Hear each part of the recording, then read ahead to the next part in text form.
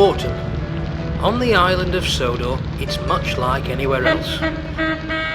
The once green countryside turns a delightful mix of red, yellow and orange. The weather is much colder, and of course, there's lots and lots of rain. High up in the hills, the engines on the Talyllyn railway usually feel the worst of the weather. There are fewer holidaymakers, but they still have the quarry to keep them busy. Unsurprisingly, the likes of Sir Haydn and Duncan seem to grumble more around this time of year. Rusty, the little diesel engine, doesn't mind the weather a bit. He uses this time to carry out track maintenance jobs that weren't possible during the busy summer months.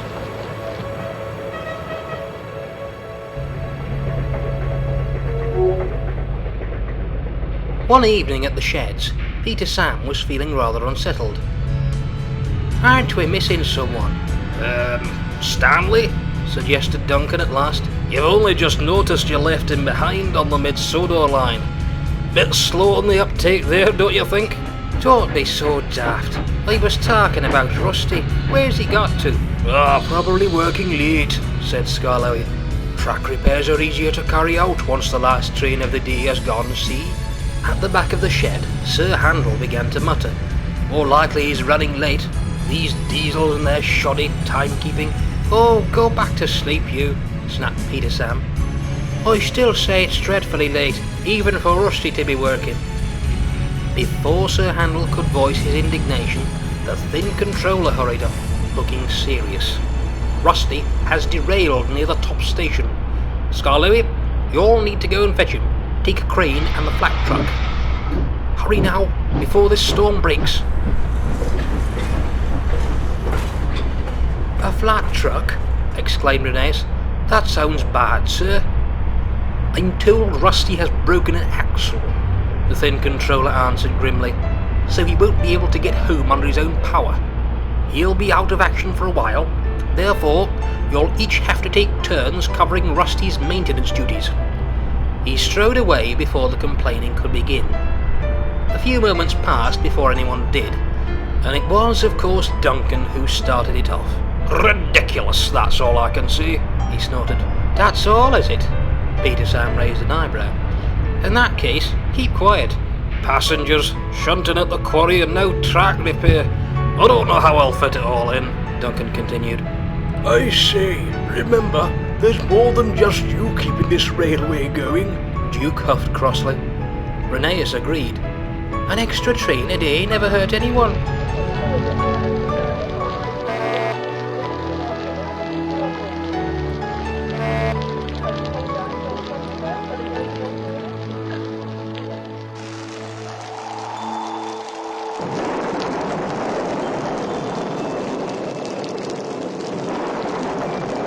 Duncan slept badly that night due to the fearsome winds outside.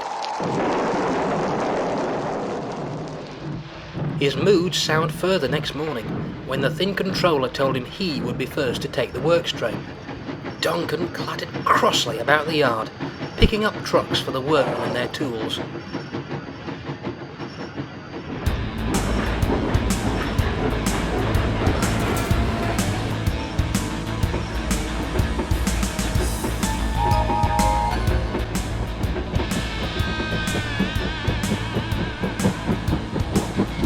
"I never thought I'd say this," he huffed as they trundled up the line, "but we need another diesel. If Rusty's anything to go by, they love this kind of work. Goodness knows why." To be fair to Duncan, the works train certainly was a tedious task. He spent what seemed like hours standing on sidings whilst the men inspected the track and carried out repairs.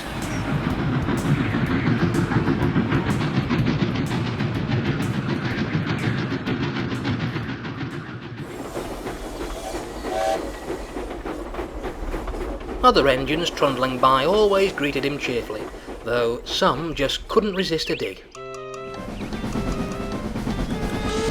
"I say, you've missed a spot. It was terrible on that last section," chortled Peter Sam. Duncan seethed silently until it was time to go. The foreman came up to the cab to speak with the driver. If we could head to the top station, please.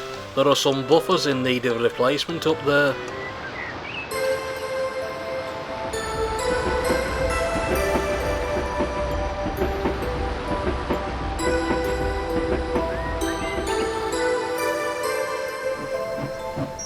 Their journey took them through the woods.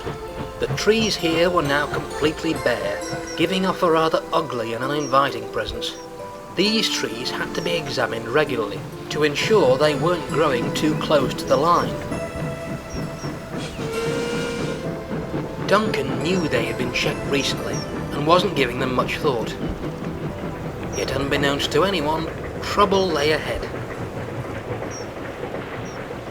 One moment Duncan was puffing eagerly along, pleased that the dull work would soon be over. The next... Look out! Ouch! What's going on? exclaimed Duncan. "Is everyone okay back there?"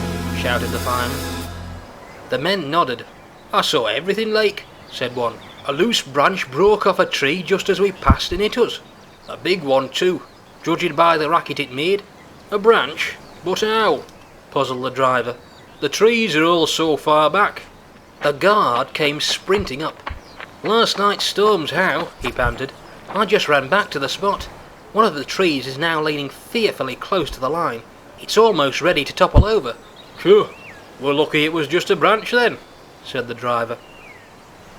Whilst the guard telephoned the signal box to pass on the warning, the crew inspected their engine. Duncan's cab had taken the brunt of the blow. The roof was dented, and one of the windows had been smashed. There's been some damage to your whistle as well, explained the fireman. It'll still work, but there's a chance it might jam on. Ugh, and Sir Haydn would never let me hear the end of that, groaned Duncan.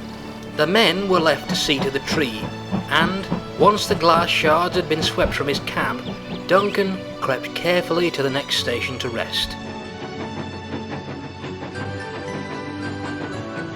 It was very late by the time the tree had been cut down and he was allowed to head home.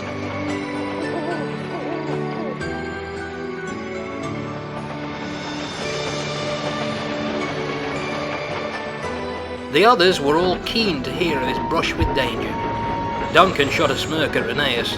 I remember you said an extra train wouldn't do me any harm. Well...